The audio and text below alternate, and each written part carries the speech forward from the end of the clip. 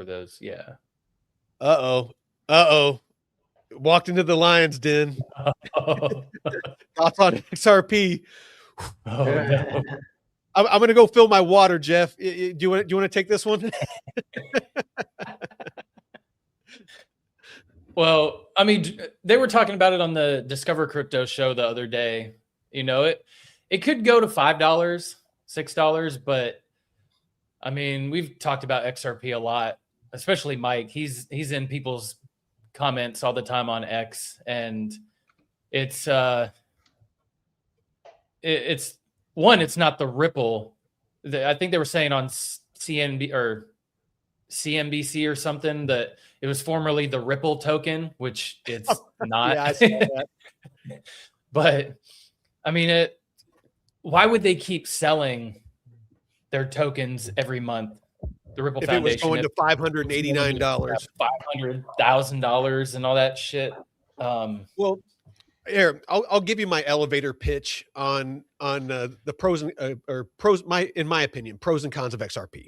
And most of it lives on the XRPL is on Ethereum. Yeah. So when it comes to XRP, it's a great token to trade. If you're a day trader, scalp trader, something like that, there's a lot of volatility. There's a lot of movement. There's a lot of hype. It's all over social media. It gets a lot of attention, a lot of mind share. Great to trade. Long-term hold, personally, I would only hold a small moon bag in case it does do something crazy, which I don't think is going to happen. And I'm going to give the reason why. I get a lot of heat for this, but I had 40,000 XRP that I bought back when it was 30 cents. And when it pumped, I sold it. It's just, a lot changed. So Ripple, the company, they have a huge escrow of XRP. Every month, 1 billion tokens are unlocked. Often they sell a lot of it. That's how they fund operations. That's how they buy all these companies that they're buying. They're trying to become a bank. So they've been gobbling up all these different companies that do different functionalities for, the movement of value, things like that.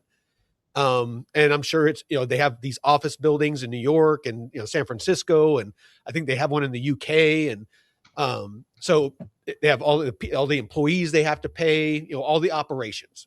Mm-hmm.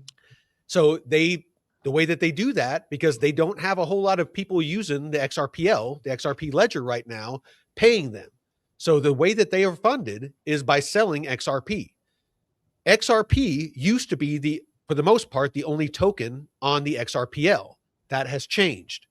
They came out with RLUSD, which is why I sold XRP. The whole thesis on XRP was it was going to be used to move value, cross-border payments, all of that jazz that you're always hearing about. The problem is with RLUSD, because banks and institutions didn't want to use a volatile asset to move value. If you try to send $1 billion from cross borders and the price of XRP fluctuates by 1%, if you send $1 billion, that's a loss. If XRP goes down 1%, that's a loss of $10 million. They're not just going to say, oh, don't worry about that $10 million, but that's lost money. So they needed a stable coin. They came out with RLUSD.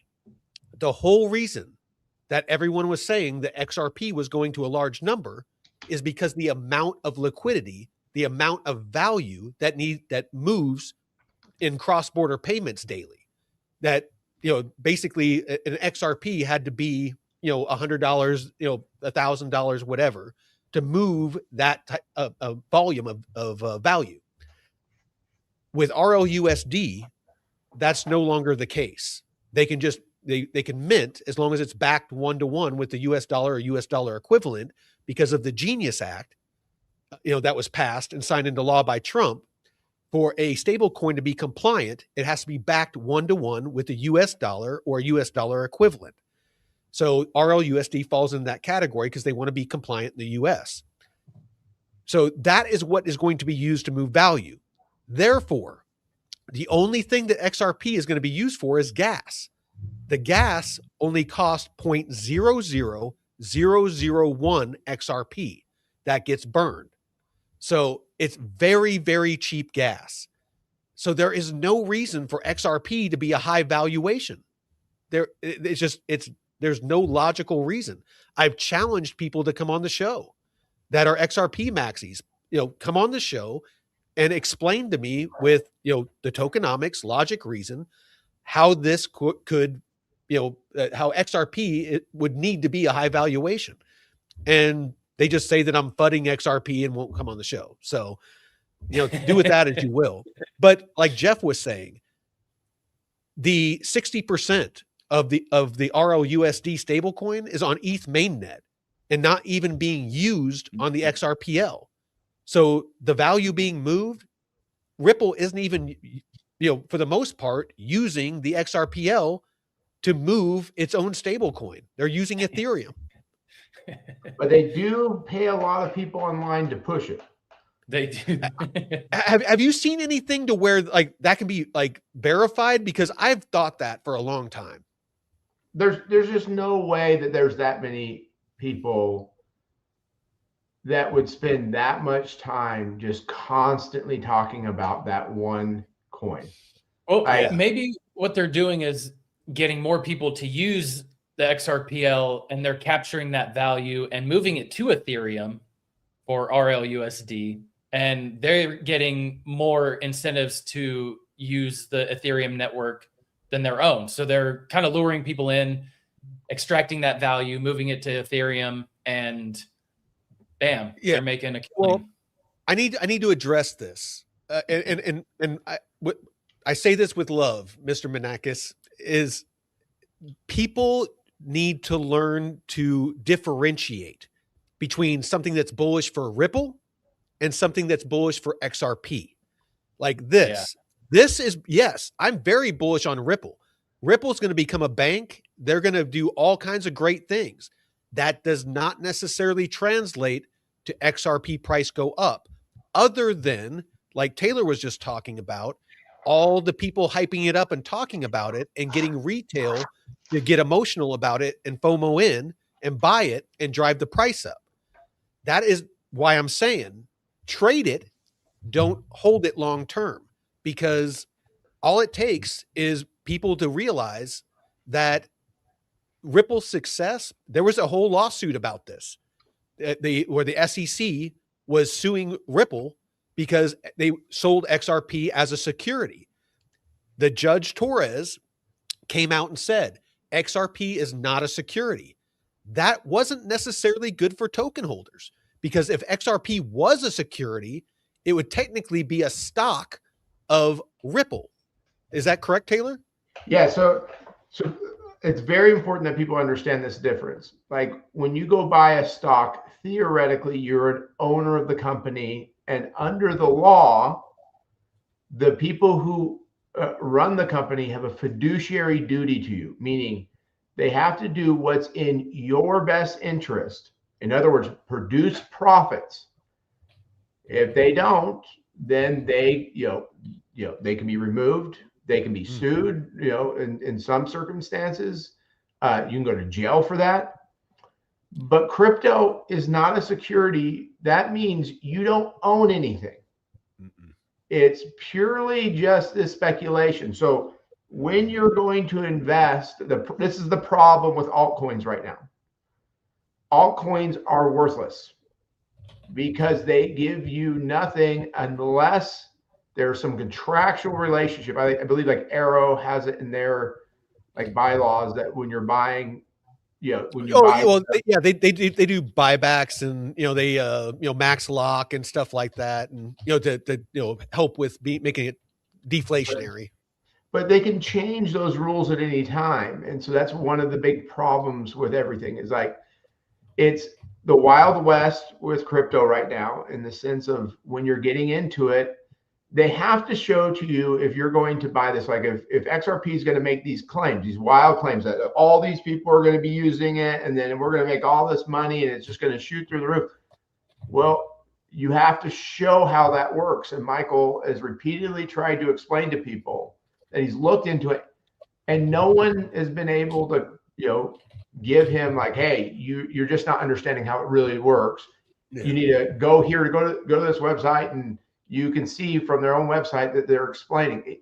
It just doesn't produce money. You know, there's No, just no way that it's going to make you anything. No. But this is, I mean, this is like in all honesty, like, why does Ethereum still have value even though we have all these other altcoins? Because like what we were explaining earlier, when you go to BRON and you want to now move money, you have to have Ethereum to do that. Mm-hmm. You know, so it forces people to buy it in order for us to use the network, to do things. There's a logical reason why Ethereum is going to have value as long as that is the network most people are going to be using. Mm-hmm. XRP, there's nothing like that. It doesn't work that way.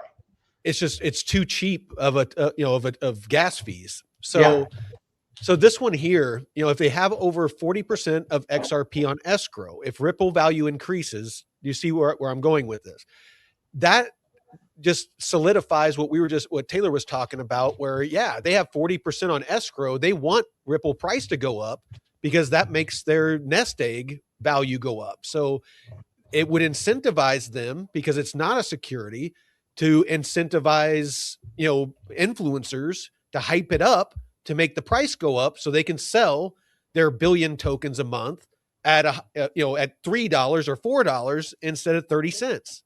You see where I'm going with this? Yeah. So think of it in that logic, like, okay, let's say nobody's online hyping XRP.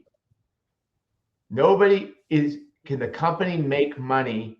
And if the company is making money, are they forced to somehow increase the value of the XRP token? No, they can literally take 100% of the profits and pay it all to the employees and give you nothing. There's no legal responsibility they have. Apple can't do that. Mm-hmm. Apple, if they sell and they make profits, they either have to put it back into the company to grow the company to make more profits, or they have to give that money to the shareholders in the form of dividends. Or they do buybacks of shares to drive up the value. Mm-hmm. Ripple doesn't have any of those requirements, and so you're trusting whoever these guys are that are sitting around buying these banks right now, that out of the kindness of their heart, they want to make you rich. And buybacks have seemed to be the way most of those companies have been going over the years. Well, that's what Arrow's doing is with the buybacks. But that's the thing, is XRP can just print more coins like crazy, where Apple just can't put out shares. They have to go to a board. And there is a limited supply, but there's a lot of XRP. Oh, okay. So it does limit it eventually. Yeah. There's a limited supply. Hold on, I'll pull it up. How far are they from it?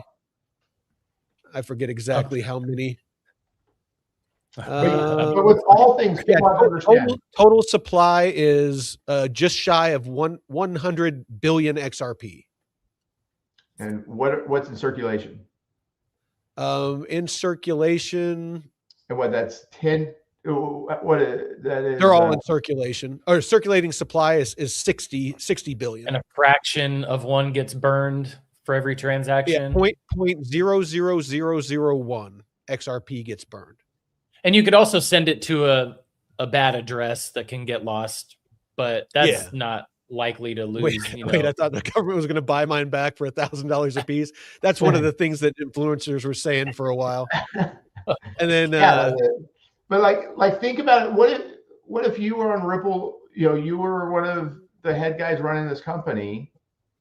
You know, it's like, why wouldn't you just go, well, I'm going to get this money, and why would he give it to you?